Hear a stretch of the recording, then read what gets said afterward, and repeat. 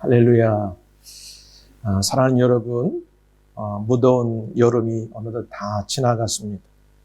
지나간 한 주간도 하나님의 은혜 안에서 가정과 직장과 삶의 여러 환경에서 평안과 승리의 삶을 살았습니다. 감사와 영광을 하나님 아버지께 올려드립니다.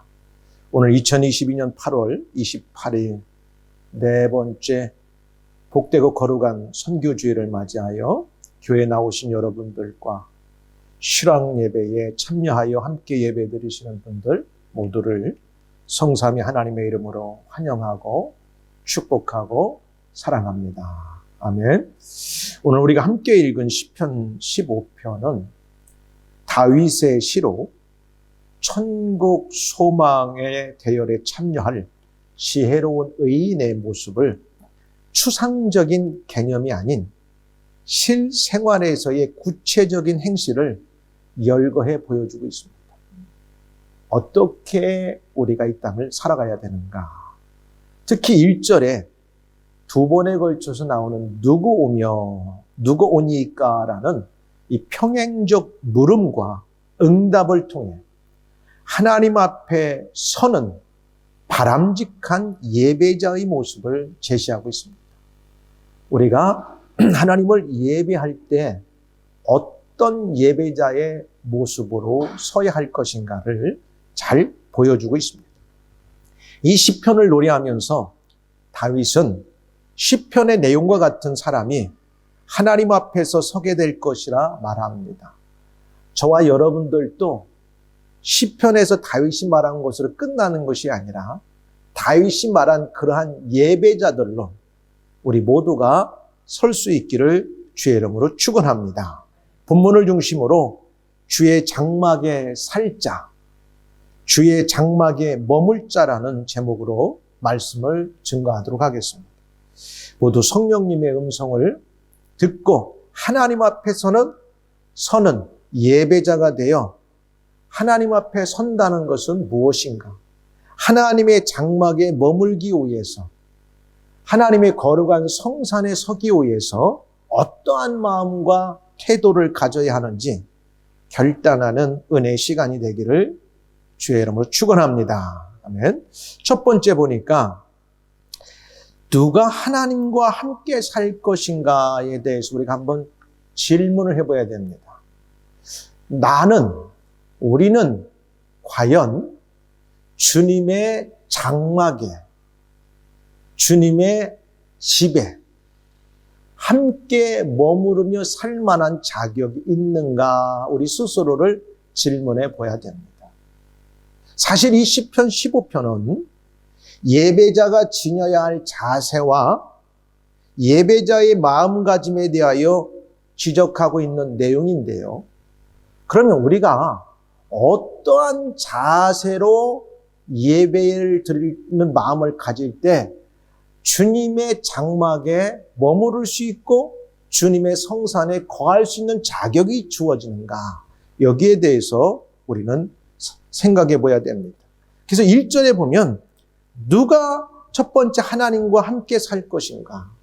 저와 여러분들은 다 예수를 믿고 구원받아서 하나님의 자녀이고 하나님의 백성들입니다. 하나님의 자녀라고 하면 당연히 아버지 되신 하나님과 그의 집에서 살고 있는 자들입니다. 그럼에도 불구하고 아버지 집에 사는데 아버지 집에 사는 격식에 맞지 않게 살면 그것은 불효고 하나님의 마음을 상하게 하는 것이기 때문에 우리가 하나님의 장막에 거하고 그분의 거룩한 성산에 함께 거하기 위해서는 어떠한 마음, 태도와 자세를 가져야 되는지 그 자격은 무엇인지 우리가 한번 살펴보려고 합니다. 여호와여 주의 장막에 머물 자 누구 오며 주의 성산에 사는 자는 누구오니까 두 번에 걸쳐서 평행적인 질문을 하고 있어요. 여기서 장막, 영어로 아주 쉬워요. 텐트라고 나와요. 그러니까 텐트, 하나님이 사시는 곳이 텐트다. 하나님이 머무시는 집을 우리가 장막으로 텐트로 표현하고 있는데 다른 곳에서는 뭐라고 말하냐면 누가 주의 성소에 들어갈 수 있습니까? 성소는 일반적으로 하나님의 성막, 성전을 말할 때 지성소에 들어가기 전에 이렇게 예배당과 같은 이 장소를 성소라고 말해요. 그러니까 누군가는 그 성소에 들어갈 자격이 주어졌다는 사실이에요. 누가? 하나님의 백성들, 하나님의 자녀들은 그 안에 들어갈 자격이 주어졌는데, 자격이 주어졌다고 해서 다 들어가는 게 아니라 거기에 걸맞는 자세와 행동을 해야 된다고 하는 사실입니다. 여기에서 장막이라고 말하는 거 보면 아직은 이스라엘의 솔로몬 성전이 세워지기 전에 다윗 시대까지는 하나님의 법궤가 어디에 있었냐면 텐트 안에 있었습니다. 그리고 이스라엘 백성들이 출애굽할 때는 40년 동안 하나님의 법궤가 성막이라고 하는 텐트가 매번 옮겨 다닐 때마다 새롭게 텐트를 접었다 다시 설치해서 그 안에 하나님이 임재의 상징인 법궤를 모셨다는 사실입니다. 그러니까 여기에서 장막이라고 하면 다른 말로 표현하면 뭐냐? 그 다음에 성소라고 하는 건 뭐냐면 주님께서 이 땅에 임재하고 계시는 상징적인 장소를 말씀하고 있어요. 하나님께서 이 땅에 머무시는 상징적인 장소가 있는데 그곳이 어디냐? 주님이 머무시는, 우리로 말하면 집, 장막의 장막. 텐트 안에 임재의 상징이고 하나님이 이스라엘 백성들과 만나주시는 법궤가 그 안에 보관되고 있기 때문에 임재의 상징으로 장막이라고 표현해요. 하나님이 이 땅에 머무시는 곳이 장막. 그걸 다른 말로 말하면 그것이 어디에 머물러 있냐면 이스라엘의 거룩한 시온산, 예루살렘에 머물러 있으니까 The Holy Hill이라고 썼어요. 하나님의 거룩한 산, 예루살렘, 시온산 어느 한 구석에 텐트 안에 하나님의 임재의 상징인 법궤가 모셔 있습니다. 그래서 주의 장막, 주의 거룩한 성산 이렇게 표현하고 있어요. 이곳에 머물 자가 누구냐? 하나님의 은혜를 받은 자들만이 머물 수 있어요. 그래서 이걸 좀 표현하기가 참 쉽지가 않아요. 이걸 어떻게 풀어야 되는가? 근데 학자들마다 여러 의견이 있는데, 이것을 성소로 풀을 때는, 하나님 앞에 성소라고 얘기할 때는 법궤가 있는 곳이고, 법궤가 지성소에 있는데, 그 앞에까지만 제사장들이 예배드리러 들어가고, 그 밖에는 일반 사람들이 1년에 3번에 걸쳐서 제사를 지내러 오게 돼 있어요. 그때, 이게 이제 우리가 일반적으로 말할 때 입장시라고도 표현해요. 입장시. 그러니까 어디에? 하나님 앞에 예배 드리러 백성들이 나갈 때 그 엔트런스 리터지라고 해가지고 그 입장 들어갈 때 이러한 자세를 가져야 되는데, 이런 경우는 우리가 어떻게 한번 생각해 볼 수 있냐면 한 2가지 각도로 생각해 보는데, 하나님의 성산에 장막에 머물 자들은 누구냐? 성소에 들어갈 자는 누구냐 했을 때, 그럼 어떤 때 성소라고 쓰느냐? 이 기도문은 순례자들이 이스라엘의 절기들 중에 참석하기 위해 성전 문 앞에 도착했을 때, 이제 이 사람이 오늘 제사를 드릴 수 있는 자격이 있는가 없는가를 제사장한테 먼저 컨펌을 받는 입장에서 이렇게 누가 주의 장막에 들어갈 수 있으며 누가 주의 성산에 들어갈 수 있을까 할 때 그 문 앞에서 제사장들이 한번 물어봐요. 네가 어떠한 삶을 살았니? 지금까지 어떻게 하고 왔니? 물어봐서 그래. 지금 너의 환경을 들어보니까 너는 하나님의 앞에 나가 제사를 드릴만 하구나. 그래, 너는 들어가라. 이럴 때 이 기도문이 쓰였다고도 학자들 가운데 주장하는 사람들이 있어요.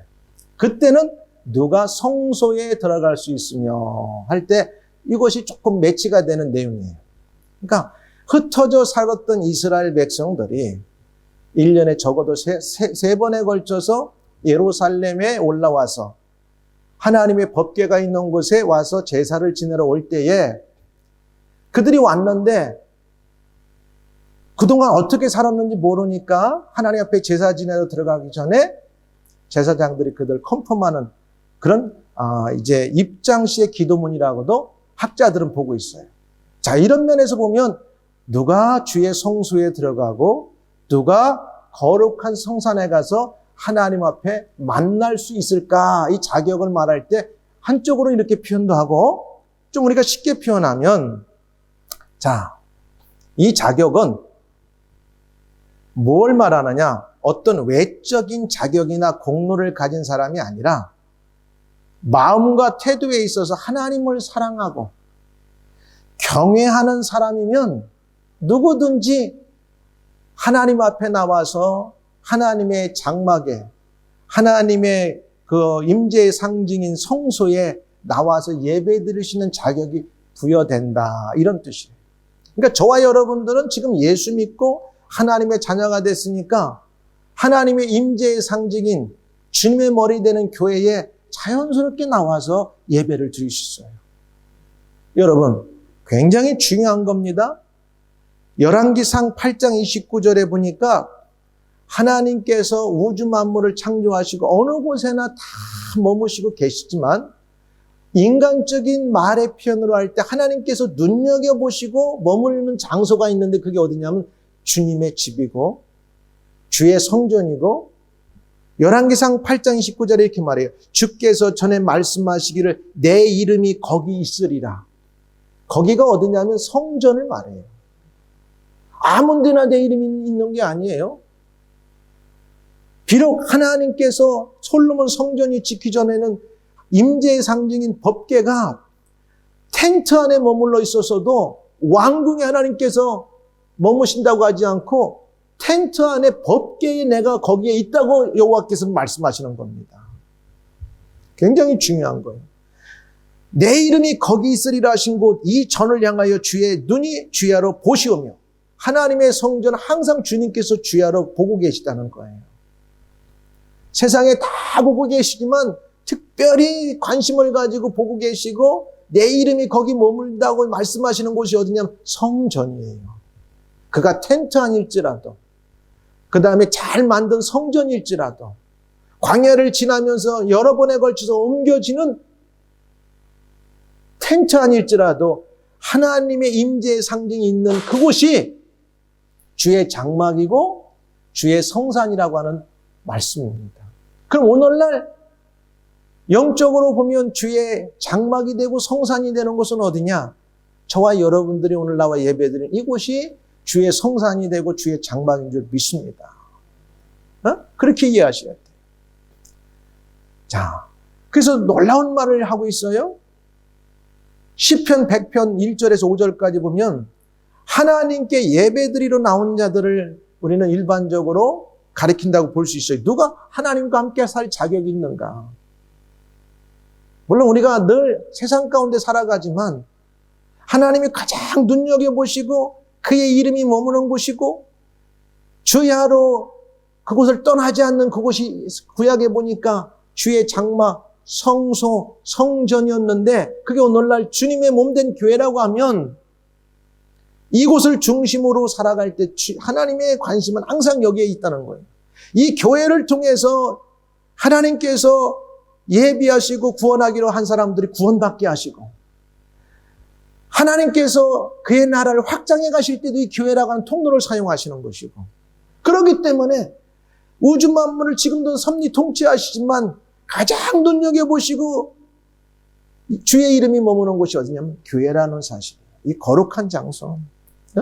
그래서 시편 100편 1절 5절에 이렇게 말해요. 온 땅이여 여호와께 즐거운 찬송을 부를지어다. 기쁨으로 여호와를 섬기며 노래하면서 그의 앞에 나아갈지어다. 여호와가 우리 하나님이신 줄 너희는 알지어다. 저와 여러분들은 왜 자격이 되느냐? 하나님과 함께 살 자격이 되느냐? 우리는 여호와가 우리 아버지인 것을 우리는 고백한 사람들. 예수를 믿고 하나님의 자녀가 된 사람들이에요. 그리고 하나님을 사랑하고 경외하는 마음의 자세를 갖고 살아가는 사람들이기 때문에 오늘 주의 장막에 거하고 주의 성소에 거할 자격을 가졌다고 하는 사실을 믿으시기 바랍니다. 이 자격은 아무나 주어지는 게 아니에요. 세상에 말하는 금수저를 가지고 태어났다고 자기에게 주어지는 게 아니에요. 이건 반드시 예수를 믿고 여호와와 하나님과 아버지의 관계가 되는 사람들, 사랑의 관계가 되고 경외의 관계가 되는 사람들에 한해서 주의 장막에 거하고 주의 성소에 거할 수 있는 자격이 주어졌다는 사실이에요. 그래서 감사함으로 그의 문에 들어가며, 저와 여러분들은 오늘도 감사함으로 이 문에 들어온 자들이에요. 찬송으로 그의 궁정에 들어가서 그에게 감사하며 그의 이름을 송축할지어다. 할렐루야. 그래서 교회는 이렇게 중요한 거예요. 세상 어느 곳도 하나님 이렇게 표현한 곳이 없어요. 영국 여왕이 사시는 버킹엄 팰러스에 들어간다고 해서 감사함으로 그의 문에 들어가며 찬송함으로 그의 궁정에 들어가 그의 감사하며 그의 이름을 송축할 자들, 이렇게 한 데가 없어요. 하나님은 주의 장막, 그의 성산, 그의 성소를 출입하는 자들에게 이런 표현을 씁니다. 여호와는 선하시니 그의 인자하심이 영원하고 그의 성실하심이 대대에 이르러이다. 여러분, 가끔 우리가 지나가다 보면 아주 큰 대궐 같은 집들을 보면, 야, 저 집 참 크다. 저 집에 들어가서 보면 얼마나 멋있을까. 나도 저런 집에 한번 들어가서 한번 살아볼까? 누구나가 한번 갖는 마음에, 그건 나쁜 거 아닙니다. 자, 그런 것처럼 세상에 사람들이 만든 집이 좀 크고 잘 꾸며놓은 집에도 살기를 원하는 게 사람들의 마음이라면, 오늘 우리가 정말 하나님의 자녀가 되었고 예수 그리스도를 믿고 따르는 그리스도인이고 그 다음에 하나님을 사랑하고 경외하는 사람이라면, 아, 나는 이미 자격이 있기 때문에 주의 장막에 머물기를 원하고 주의 성산에 누가 머물까 할 때 내가 머물게요, 내가 거기에 살겠습니다, 이렇게 고백할 수 있기를 주의 이름으로 축원합니다. 그 교회에 오는 게 얼마나 복인지 몰라.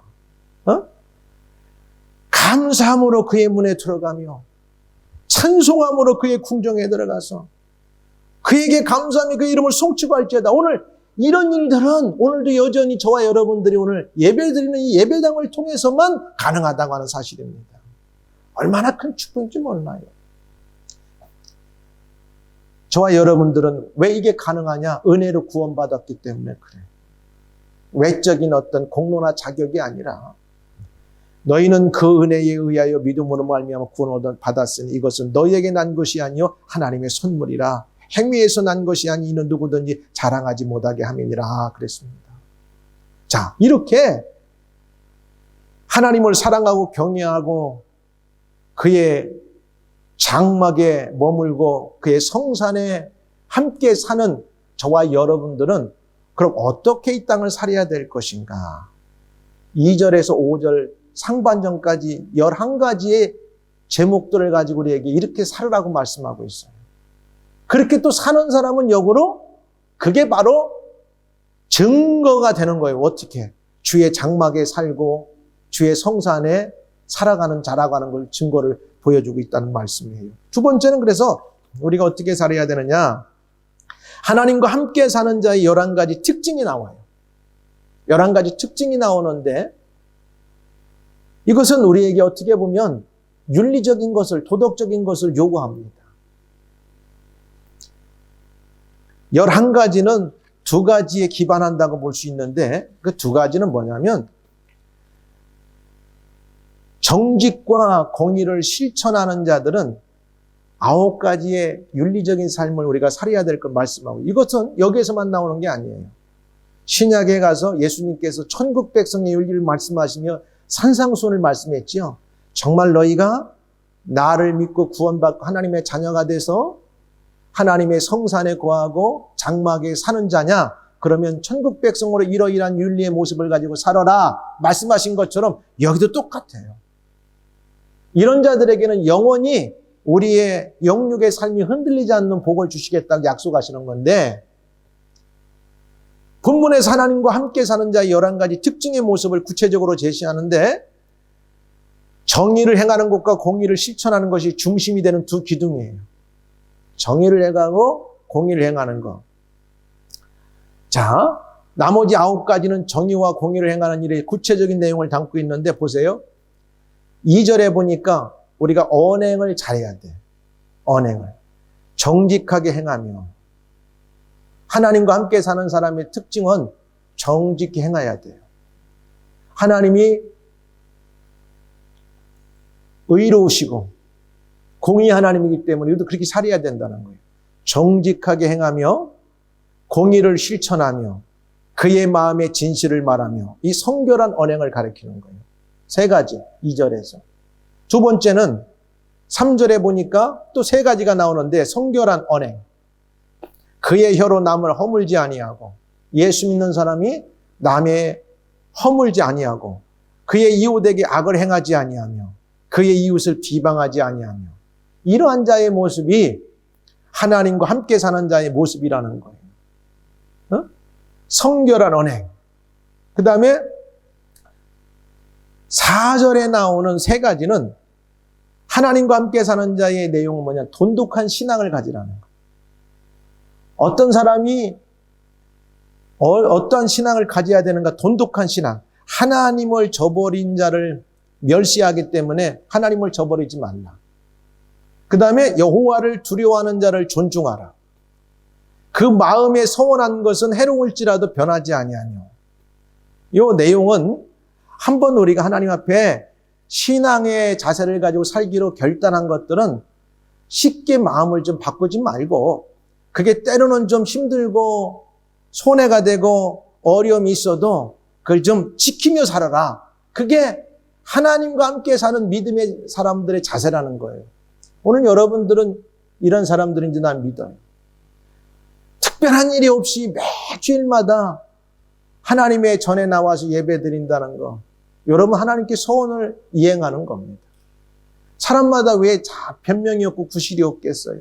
근데 그게 그래도 내가 이 주일날은 내 날이 아니고 하나님이 내게 주신 복되고 거룩한 주의 날이기 때문에 좀 내일이 있고 내가 하고 싶은 일이 있어도 하나님께 내 삶을 맡기고 그분이 내 인생을 주관하시고 이끌는다는 걸 확신을 가지고 그래 내가 이 주일날만큼 내 날이 아니기 때문에 하나님께 영광을 돌려야지 이게 마음에 소원하는 거예요.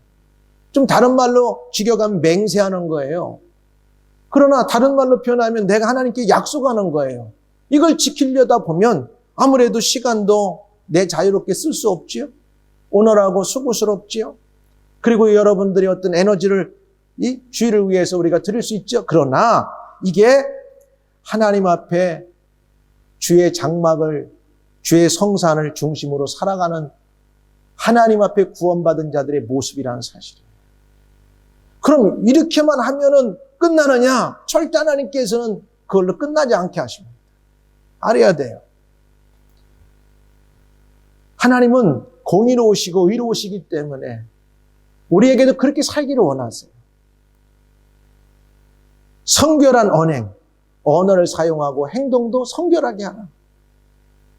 그 다음에 돈독한 믿음, 흔들리지 않는 믿음을 하나님이 기뻐하시게 하시는 거예요. 그래서 하나님을 저버린 자를 하나님께서는 멸시하시기 때문에 하나님을 저버리지 말아야 돼요. 여러분, 하나님을 나는 저버린 적이 없는데요. 하나님 말씀대로 살지 않는 그 자체가 하나님을 멸시하는 거예요. 하나님의 말씀을 행하지 않고 하나님의 뜻대로 살지 않는 것이 때로는 은연중에 하나님을 무시하는 거예요. 그렇지 않습니까? 여러분, 우리가 살다 보면 사람들과 관계 속에서 누가 뭐라고 하면 야 그냥 무시해버려.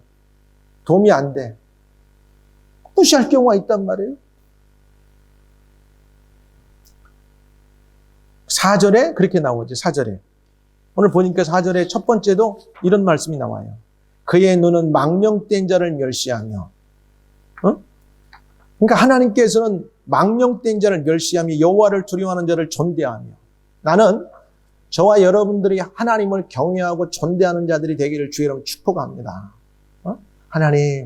하나님의 이름을 높이며 살기를 원합니다. 우리가 하나님의 이름을 절대 망령되게 멸시한다고 하지 않지만 하나님을 하나님으로 인정하지 않고 그분을 예배하는 삶을 살지 않는 그 자체가 무언의 멸시라고 하는 걸 알아야 돼요. 여러분 꼭 기억하십시오. 주의 날은 우리의 날이 아니에요. 주님의 날입니다. 여러분들이 회사 간다든가 학교에 갈 때 여러분이 빠질 수 있고 여러분이 안 갈 수는 있지만 이유가 없이 안 가고 빠질 때는 그것은 여러분들의 본분을 잃어버리는 거예요. 그것이 여러 번 반복되면 여러분에게 불이익을 당하게 됩니다. 그렇잖아요. 이유 없이 회사를 빠진다든가 이유 없이 학교를 빠진다든가 그럼 그게 한두 번의 익스큐스가 되지만 계속 연결되면 우리 회사에 있을 필요가 없고 우리 회사에 도움이 안 되네? 학교에 이 사람은 학생이 자격이 없네? 그러면 거기에 준하는 대가를 받게 됩니다. 동일해요. 우리도 신앙생활하면서 똑같은 거예요. 오늘 이런 마음을 하나님께서 가지라고 주시는 거예요. 그 마음에 서운한 것은 해로울지라도 갚아라. 한번 약속한 것은 손해가 가도 좀 지키는 그런 신앙의 결기가 있어야 돼요. 신앙이 있다고 하면서 내게 유익되고 좋을 때는 내가 하는데 조금이라도 내가 불이익이 온다 했을 때 하나님 앞에 하지 않는다? 그거보다는 때로는 이런 모습이 필요하다는 거예요. 누가? 하나님과 함께 살아가는 자들의 모습. 이런 자들을 통해서 하나님은 그의 나라를 세워가셔요. 초대교회부터 지금까지 2000년 동안 교회가 이 땅에 세워지고 저와 여러분들에게 복음이 전달되기까지는 누군가는 남들이 하기 싫은 것을 생명을 담보로 맹세하고 서운한 것들 때문에 복음이 전달되고 복음이 저와 여러분들에게까지 오늘 전해졌다는 사실입니다. 그 다음에 거기에 보면은 또 이렇게 나와 있어요. 5절에 보니까 세 가지가 또 나오는데 두 가지가 나오는데 이자를 받으려고 돈을 꾸어주지 아니하며 그 다음에 뇌물을 받고 무죄한 자를 해하지 아니하는 자니 이런 짓을 하지 말라는 거예요. 특별히 하나님의 백성들은. 이 15절의 내용은 하나님과 함께 살아가고 믿음으로 거하며 살아가고 있는 신앙생활을 하는 사람들은 어떠한 자세로 살아야 될 것인가를 보여주는 거예요. 11가지. 왜? 여러분 꼭 기억하세요. 이런 것들이 공의에 의로우신 하나님께서는 반드시 우리에게 그렇게 살기를 말씀하시고 또 요구하신다는 내용입니다. 그러면 이렇게 살게 되면 자 우리만 손해가 아니냐 하지만 5절 하반절에 보니까 세 번째 흔들리지 않는 사람이 되도록 하시겠다고 약속하셨어요. 흔들리지 않는 사람이 되게 하시겠다. 이런 일을 행하는 자는 영원히 흔들리지 아니하리다.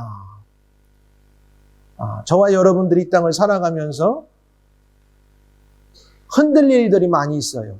우리는 하루 아침에도 일어나서 저녁까지 생각하는 생각 속에서 많은 일들 속에 우리가 흔들릴 때가 많아요. 이렇게 하는 게 좋을까? 저렇게 하는 게 좋을까? 앞으로 어떻게 할 것인가? 수도 없이 우리는 생각하고 흔들리면서 살아가요. 그리고 또 그러다 보면 판단을 잘해서 하면 좋은데 조금이라도 실수하고 판단을 잘못하면 때로는 수년 동안 10년, 20년 동안 엄청난 그 여파로 어려움을 우리에게 겪게 하는 일들이 많이 있을 수 있어요. 흔들릴 수 있다는 거예요. 이런 흔들릴 수 있는 상황에서 요동치 아니하도록 하나님 우리를 도와주실 걸 약속하셨어요. 우리가 하나님의 전에 들어와서 하나님을 예배하는 자로 살게 되면 우리가 세상 속에 살아갈 때도 그의 장막 안에 거하고 그의 성산 안에 거하는 삶과 같은 삶을 살아가는 자격이 주어질 뿐만 아니라 그 다음에 아까 말씀드린 대로 하나님과 함께 사는 이런 11가지 특징들을 우리가 최선을 다해서 해야 될 것과 하지 않아야 될 것들을 실천하고 살아가면 5절 하반절에 하나님께서 약속하신 대로 흔들리지 않는 삶을 우리에게 약속해 주셨어요. 전쟁의 참화 중에 있는 자에게 가장 절실한 것은 무엇보다도 안정과 평화일 거예요. 러시아와 우크라이나의 전쟁이 사람들은 생각했어요. 일어났을 때. 러시아는 한 1, 2주면 간단하게 우크라이나를 다 집어삼킬 것이다.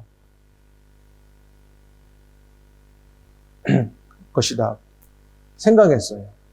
그런데 지금 6개월이 넘는 동안 전쟁이 끝나지 않고 어마어마한 피해와 손실을 가져오고 있습니다. 그러면서 힘없는 우크라이나 사람들은 지금도 소원하는 게 있어요. 제발 전쟁이 빨리 끝나고 날마다 이 총성과 대포 소리가 빨리 끝나고 이 땅에 안정과 평화가 오야 될 텐데 그들의 소원 한 가지. 잘 살고 못 살고는 두 번째야. 빨리 전쟁의 참화 중에 모든 것이 끝나고 안정과 평화가 오야 되는데 이렇게 그들은 기도할 것입니다. 사랑하는 여러분, 이 땅은 선악간의 전쟁터라 할 수가 있어요. 우리가 살고 있는 이 땅은 선악간의 전쟁터예요. 따라서 하루가 불안한 이 땅에서 안전이야말로 우리의 간절한 소망이에요. 우리가 뭔가를 원한다고 100% 그렇게 되는 것이 아니라 하나님이 우리를 안전하고 평화롭게 지켜주셔야 돼요. 우리의 마음을 든든하게 해줄 반석과 피난처는 어디 있을까? 그것은 바로 하나님의 말씀, 그리스도 안에 있다고 하는 사실을 오늘 본문을 통해서 우리는 알아야 됩니다. 그리고 성령님과 동행하는 삶이라는 걸 알아야 돼요. 성령님과 동행하는 그 자체가 뭐냐? 오늘 주의 장막에 거하고 주의 성산에 함께 살아가는 자의 모습이에요. 주님의 집만큼 안전한 곳이 없어요. 주님의 성산에 있을 때만큼 안전한 곳이 없어요. 그곳은 세상 누구도 평화를 깰 수 없고 누구도 그것을 넘어뜨릴 수 없기 때문에 그곳에 들어온 자는 문제가 해결될 것입니다. 어려움이 극복될 것입니다. 그리고 누구도 그 안에 있는 자는 흔들 수가 없어요. 오늘 하나님께서는 약속하시는 거예요. 내 안에 나와 함께 살자. 내가 머무는 그 성산에 나와 함께 거하자. 그리고 내가 공의와 의를 따라서 이 땅을 지배하기 때문에 너희도 이러한 삶을 살게 되면 내가 너희들과 함께함을 흔들리지 않는 너희들의 인생에 내가 지켜줄 것이다. 이렇게 약속하시는 겁니다. 신약에서 바울 사도도 성도들에게 우리를 견고케 해주시는 주의 은혜를 사모할 것을 로마서 15장 8절과 고린도서 1장 21절에 말했어요. 저와 여러분들이 이 땅에 살아가는 동안 우리들의 인생을 견고하게 흔들리지 않게 붙들어 주실 분은 누구냐? 하나님과 예수님이십니다. 그렇기 때문에 우리가 세상에 살면서도 내가 혼자가 아니구나.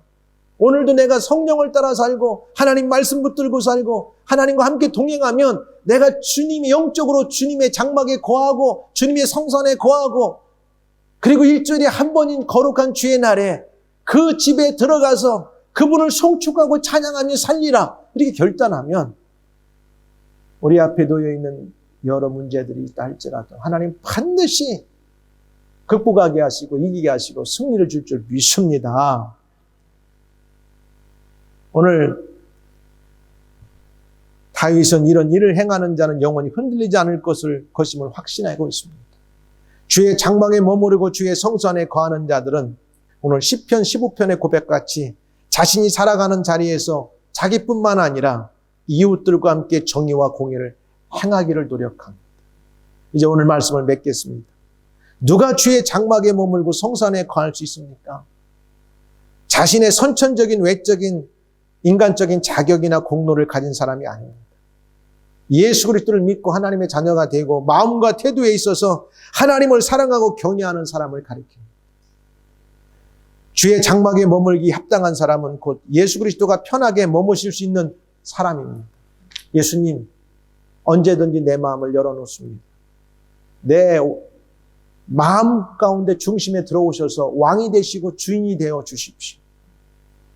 내 마음에 들어오사 주님께서 계시기 편한 곳으로 내 마음을 바꾸어 달라고 결단하고 기도하는 자입니다. 그리고 하나님의 정의와 공의의 두 기둥을 근거로 성결한 언행을 실천하며 돈독한 신앙을 붙들고 청렴한 재물관을 구체적으로 실천하며 살아가는 자들을 가리킵니다. 하나님의 것은 하나님의 것으로 구별할 줄 알아야 합니다. 하나님의 것을 내 것이라고 우기면 안 된다고 오늘 5절은 말합니다. 하나님께서 이러한 일을 행하는 자들을 영원히 흔들리지 아니하도록 해주시겠다고 약속하셨습니다. 그러므로 우리가 흔들리지 않는 나라를 받았은즉 은혜를 받자 이로 말미암아 경건함과 두려움으로 하나님을 기쁘게 섬길지니라. 오늘 한 주간도 여러분 삶 가운데 어떠한 일이 놓여 있다 할지라도 오늘 하나님의 장막에, 하나님의 성산에 영적으로 늘 거하시기를, 그리고 하나님의 공의와 의를 따라 살아가고, 그럼 흔들리지 않는 은혜와 축복이 여러분 가운데 있기를 주의 이름으로 축원합니다.